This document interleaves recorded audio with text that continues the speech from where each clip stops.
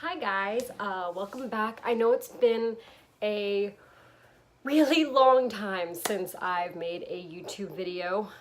Just life, and I graduated in college, started, joining the real world, working full time. Say hello to Chill Santa. I know it is April, but Chill Santa's always around. He's always down to go to the beach.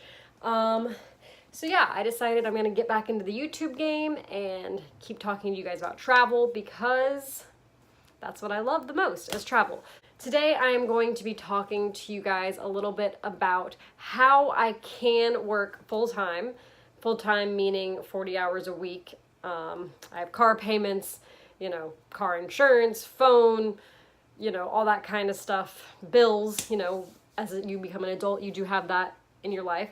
So how I can work full-time, still pay those bills, and then continue to travel as often as I do. So right now I would say I go on about 6 to 8 trips a year. It kind of just depends on how big those trips are and where I'm going and all of that kind of stuff. I try and do like 1 weekend trip a month.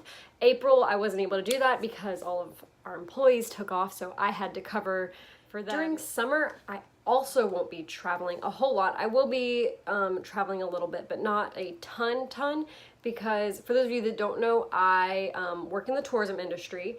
My parents, we own a giant sailboat, well, it's not giant, 76-foot sailboat in St. Augustine, Florida.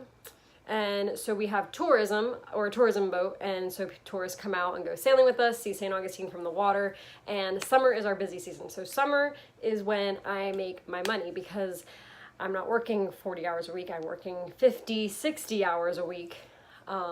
So that's kind of why during the summer I'm a little bit more stagnant, which is when the time most people travel, which I actually don't mind. I like working summers and traveling during winters, because for most places, winter is the off season. So, fall, from like August, September, October, sometimes November, depending on where you're going. December's usually busy because Christmas, but then January, February, March, it's a lot cheaper to get to places because it's the off season. So this is something that I don't mind doing whatsoever, because I make more money. I mean, we're running, 5 or 6 trips a day.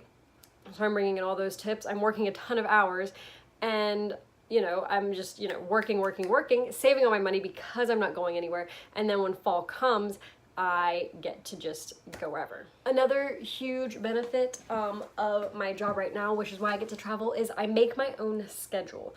So I know that a lot of people don't have this benefit, but if you can get that benefit, that is like key. So I make my own schedule. So I know that, if I need Monday, Tuesday, Wednesday off, I can take those 3 days off and then work Thursday, Friday, Saturday, Sunday. Sure, it's not a very typical lifestyle. I mean, I, don't work consistent days. Everybody's like, oh, can you come out tonight? I'm like, nope, gotta work at 8 tomorrow. They're like, but it's a Sunday. And I'm like, well, that's life. But if you're a traveler like me, you don't mind that. You are used to that whole, crazy lifestyle. What am I going to do today? Am I going to be here tomorrow? What's going on? So, and that really helps you book with your cheap flights. If you haven't seen my video on cheap flights, go check that out. I will link it down below. But really useful stuff. So making your own schedule, pretty key in getting to travel. And the final thing, what's one more thing I do to travel so much? I would say that I dedicate most of my money to travels. So whatever kind of job you have, if it's a 9 to 5, it's whatever, don't spend your money on stupid stuff. Save your money. So that, say 30% of your paycheck has to go to bills. Put that 30% towards your bills. Do that then. That you want to save 50% of your paycheck to buy a house. Okay, so you're trying to save it to buy a house. That's great. I'm fully a proponent of saving up to buy a house. I'm currently doing it right now. So I'm saving about $1,000 a month to put away so that this time next year I can buy a house here in St. Augustine. Maybe not a house, thinking of buying a condo. We'll see when I get there. But so I'm trying to buy a house. The benefits of buying a house are astronomical, or a condo, because when I travel, I can rent it out. I can say, okay, I'm gonna be gone for all of this month. I'm gonna rent out this condo. And granted, I live in a tourist area, so people want to rent from me. But, you know, if you live in a college town where you have college students that are renting, I mean, that's, you know, that's astronomical. That's A, paying your mortgage, and B, I mean, you don't have to worry about paying that bill. It takes your bill away. You're traveling, you're having fun, somebody else is paying your mortgage. So what does that leave you? You now have 30% of your paycheck going to your bills. You have 50% of your paycheck going to your savings. So you have 20%. What do you do with this 20%? Do you buy clothes? No. Do you, I don't know, go shopping on Amazon and buy a bunch of stuff you don't need? No. What do? You put that away. Tuck it away. Tuck it, tuck it, tuck it. Because that money, okay, so say you spend $200 on something on Amazon.com, that $200 can get you a flight from whatever town you live in. Say you live in Philadelphia. $200 flying out of Philadelphia can get you to LA, can get you to Seattle, can get you to Cancun, can get you to the Dominican Republic, could get you to Aruba.